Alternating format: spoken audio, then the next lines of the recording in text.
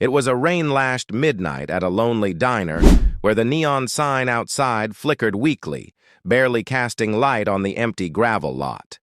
Only the word "Con" glowed dimly, its other letters burned out, revealing a haunting fragment of what once was the all-night Beacon Diner. To most, it was just an old roadside eatery, forgotten, overlooked, tired.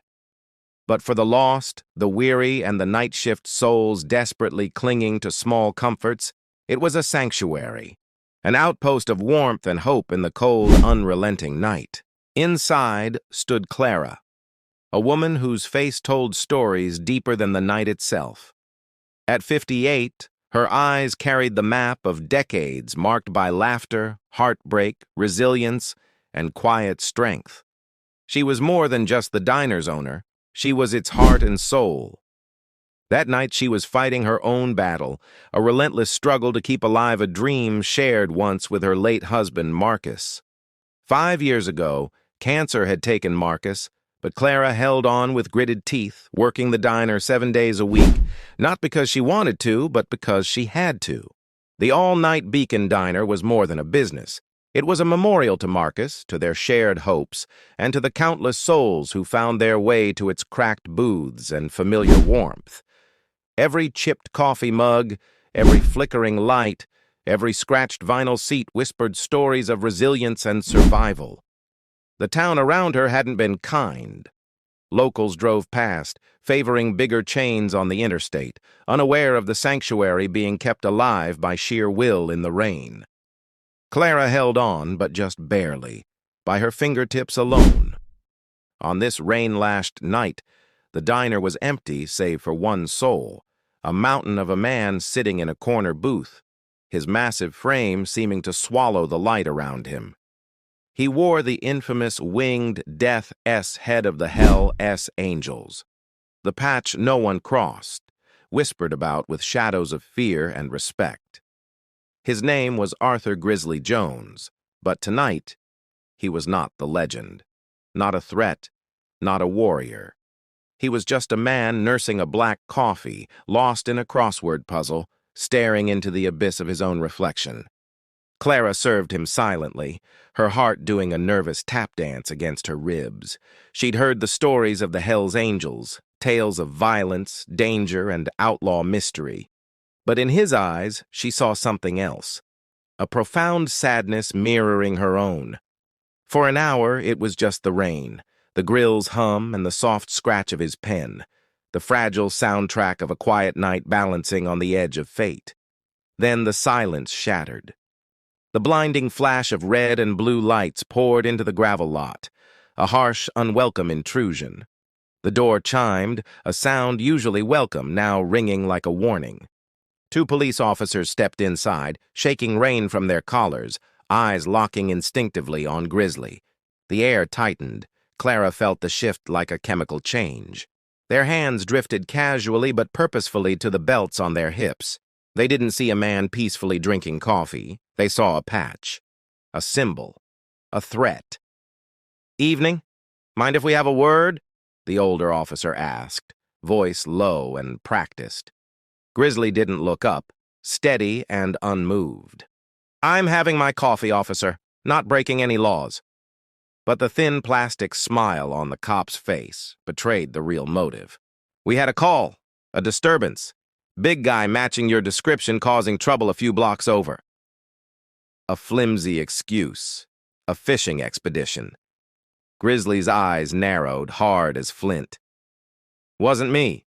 I've been here for over an hour." The younger officer edged closer. "Why don't you come outside with us, sir? We can sort this out without bothering the nice lady." The subtext was clear. Dangerous, threatening, a power play. Clara's mind raced.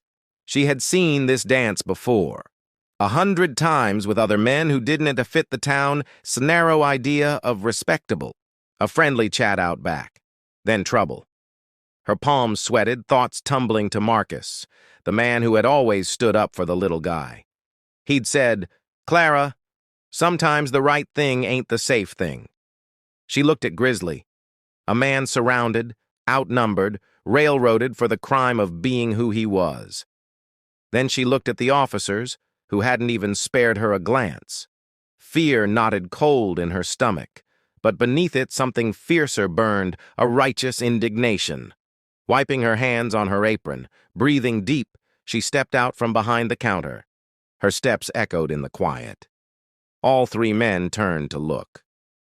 "Officers," her voice cut through the tension like a knife, steady and sharp. "This gentleman is telling the truth. He's been my only customer for the last hour and 15 minutes. No trouble at all. There's no disturbance here, I assure you." She held the older cop's gaze, heart hammering. She was all in. There was no going back now. She was lying. Committing to the lie with everything she had. She could be charged. She could lose her license. The diner was all she had left of Marcus, and she was gambling it all on a stranger. As Clara stood firm before the officers, her heart thundered like a wild drum, each beat echoing the stakes of her gamble. She was risking not just her livelihood, but the fragile safety net that kept her world from unraveling. For a long moment, the room was suffocatingly silent. The rain outside drowned even the hum of the grill. The officers exchanged tense glances, the younger one's face flushed with quiet frustration.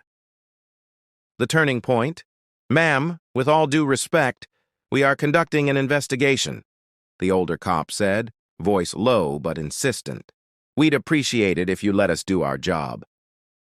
Clara stared into the older officer's eyes, unflinching. Arms crossed like a mother guarding her cub, she repeated with icy certainty, "Your investigation is in the wrong diner. He's been here with me the whole time." Her words built an invisible wall around Grizzly, fragile yet unbreakable because of the resolve behind them. She was committed now. There was no turning back. She was lying, and she knew the risks. She could be arrested for obstruction, lose her business license, even face fines or worse. But her gut told her there was no other choice. This man needed her, and somehow, that was enough. After what felt like an eternity, the officers finally lowered their weapons, figuratively and literally, and stepped back. With a few curt, muttered words and one last hard stare at Grizzly, the officers turned on their heels. The rain-slicked pavement swallowed the fading blue and red lights. The tension evaporated, leaving a heavy electric silence in the aftermath. Clara let out a breath she didn't realize she'd been holding. Her knees wobbled beneath her. She turned to find Grizzly staring at her with a softness that was almost unfamiliar. The hardness in his eyes melted away, replaced by a mixture of awe, confusion, and immense gratitude. He stood slowly, his towering frame casting a long shadow in the faded diner light. For a moment, Clara's thoughts spiraled. A terrifying vision of regret flooded her mind. But then Grizzly stepped to the counter. He placed a crisp $100 bill next to his now empty coffee cup. "Thank you," he said, a deep, gravelly rumble from the depths of his chest. It was more than a thank you for the coffee, it was for everything. Without another word, he turned and walked out into the relentless rain. The roar of his motorcycle engine broke the stillness before fading into the night. Clara stood alone, the $100 bill burning a secret in her palm. She had no idea if she had just made a powerful friend or painted a target on her back. Her thoughts spiraled through the dark hours. Would the police return? Would Grizzly tell the others? Had she made a mistake that would cost everything? Sleep was a stranger. The fear, a cold stone twisting deep in her gut. When dawn came, Clara's hands trembled as she unlocked the diner's doors. Fatigue clung to her bones, her nerves raw from the long, sleepless night. She started the coffee brewers, the ritual offering a fragile thread to normalcy. Then, from the distant horizon, a sound began. A low rumble that grew steadily, a whisper turning to growl, a growl rising into a deafening roar. At first, Clara thought it must be a truck, but no. It was a tidal wave, a sea of motorcycles. Chrome, steel, and black leather poured off the highway like a river unstoppable and unrelenting. They rolled into the gravel parking lot, their engines singing a powerful chorus of loyalty and brotherhood. This was no chaotic invasion. It was precise, orchestrated, respected. Each rider wore the winged skull patch of the Hell's Angels. From every corner of the state they had come. Clara's heart plummeted. Had she truly interfered in their world? Was this the storm she feared? Was this retribution? She debated locking the doors, dialing for the police. But the engines cut off, one by one. A silence descended that was more terrifying than the roar. The lead rider dismounted. A man with a long gray beard, a face like worn leather. It was Grizzly. Behind him, 200 men and women, each a living legend, walked calmly toward her door. Clara closed her eyes, bracing for shattering glass. But it never came. The bell chimed softly as the door opened. Grizzly stood in the doorway, a small smile creasing his weathered face. Behind him, the sea of bikers stood silently, respectfully, not surging forward.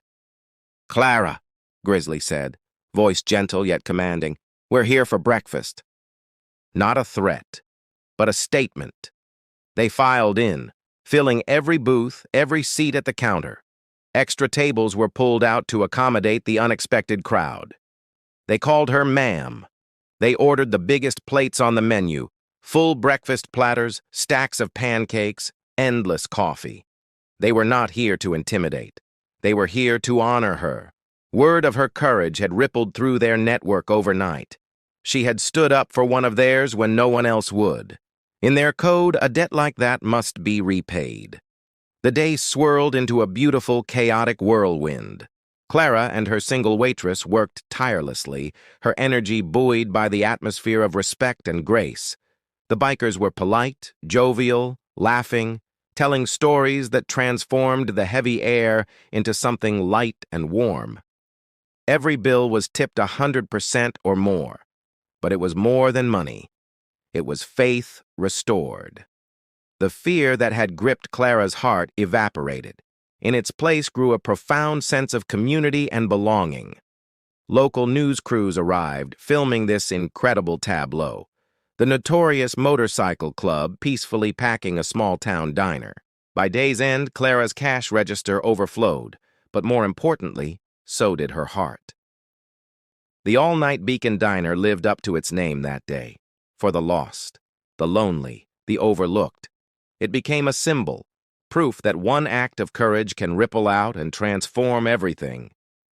The Hell's Angels didn't just repay her kindness with breakfast.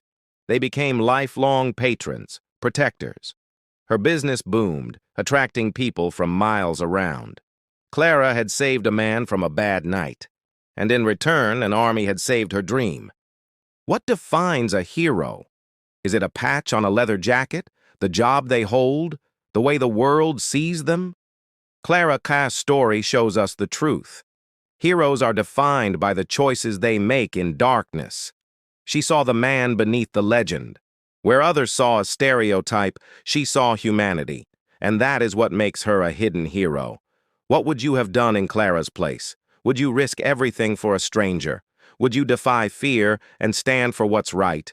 This story invites us all to reflect on the power of kindness, because sometimes it is courage, not muscle, that changes the world, and every act of kindness sends ripples far beyond what we see. If Clara's story moved you, share it. Talk about it. Let it inspire you to act with bravery in everyday life, because hidden heroes exist among us, waiting for moments just like this.